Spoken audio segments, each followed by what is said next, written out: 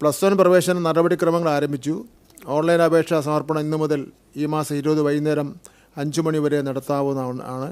ഇതുവരെ 13,000 അപേക്ഷകൾ സമർപ്പിക്കപ്പെട്ടിട്ടുണ്ട്. കാൻഡിഡേറ്റ് ലോഗിൽ സൃഷ്ടിക്കുകയും 4,500 പേർ അപേക്ഷ സമർപ്പണം പൂർത്തീകരിക്കുകയും ചെയ്തിട്ടുണ്ട്. ലഹരി ഉപയോഗം, വാഹന ഉപയോഗം, അക്രമവാസന തടയൽ, പരിസര ശുചിത്വം, വ്യക്തി ശുചിത്വം, വൈകാരിക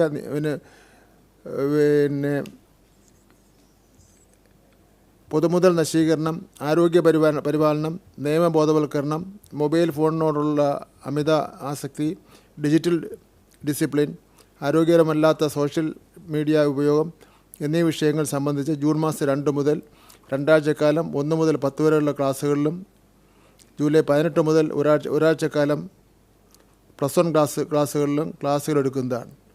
അപ്പോൾ 2 മുതൽ 2 ആഴ്ചക്കാലം കുട്ടികളുടെ ക്ലാസ് എന്ന് പറയുന്നത് പാഠപുസ്തകം ക്ലാസ്സല്ല.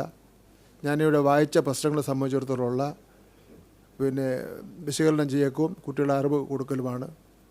നമ്മൾ ആദ്യമായിട്ട് കേരളത്തിൽ, ഇന്ത്യയിൽ തന്നെ ആദ്യമായിട്ടത് പരീക്ഷിച്ച് നോക്കുകയാണ്. കുട്ടികളുടെ ഒരു പൊതുവായിട്ടുള്ള ഒരു മാർഗ്ഗരേഖ ഉണ്ടാക്കി 2 ദിവസത്തെ വർക്ക്ഷോപ്പ് നടത്തി.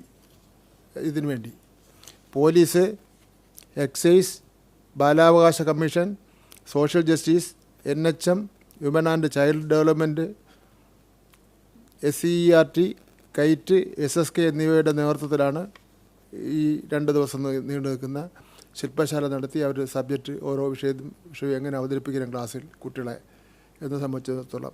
അപ്പം ഞാൻ ഈ പറഞ്ഞ വിഷയത്തെ സംബന്ധിച്ചിടത്തോളമൊക്കെ ഒരു ക്ലാസ് എടുക്കാൻ വേണ്ടിയൊക്കെ പ്രാപ്തിയുള്ള ഒരാളല്ലോ നമ്മളെ ടീച്ചർമാരെന്ന് പറയുന്നത്.